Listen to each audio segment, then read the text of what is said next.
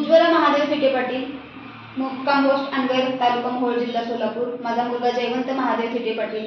आमच्या मायलेकराची जी काही लढाई होती आतापर्यंतची ती पूर्ण सोलापूर जिल्हा, मोहोळ तालुका आणि महाराष्ट्र राज्याला माहिती झाली आहे की पांढरपेशी समाजातील राजकारण्यांनी जसं काय आमच्यावर काय प्रकारे अन्याय केलेला होता ते मी आतापर्यंत जनतेसमोर दाखवून दिलेलं आहे।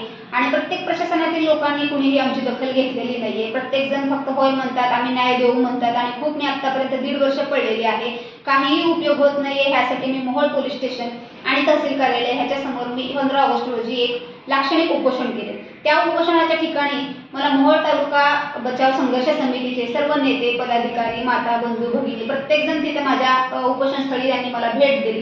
त्यांनी सांगितलं ताई आम्ही तुमच्या पाठीशी खंबीरपणे आहोत, असं त्यांनी मला पाठिंबा दिला। आमच्या कितीतरी व्हिडिओज व्हायरल झाले, आमच्या काही ठिकाणी आमच्या मुलाखती घेतल्या गेल्या की प्रत्येक आज महाराष्ट्र राज्यातील माता, बंधू, भगिनींनी मला इतका पाठिंबा दिला कमेंटद्वारे की ताई आम्ही तुमच्या पाठीशी आहोत, तसंच तुमच्या बहिणीला आणि मुलाला अशीच तुमची पाठिंब्याची गरज आहे। मी त्यानंतर आणखी एक उपोषण करण्याचं ठरवलं। तर मोहोळ पोलीस स्टेशन मधून मला एक पत्रक देण्यात आलं की ताई अधीक्षक हे सोलापूरला नवीन आलेले आहेत, त्यांची एकदा तुम्ही भेट घ्या। मग त्यानंतर मी अधीक्षक साहेबांची भेट घेतली। त्यांनी सांगितले की मॅडम आम्ही तुम्हाला पूर्णपणे सहकार्य करू।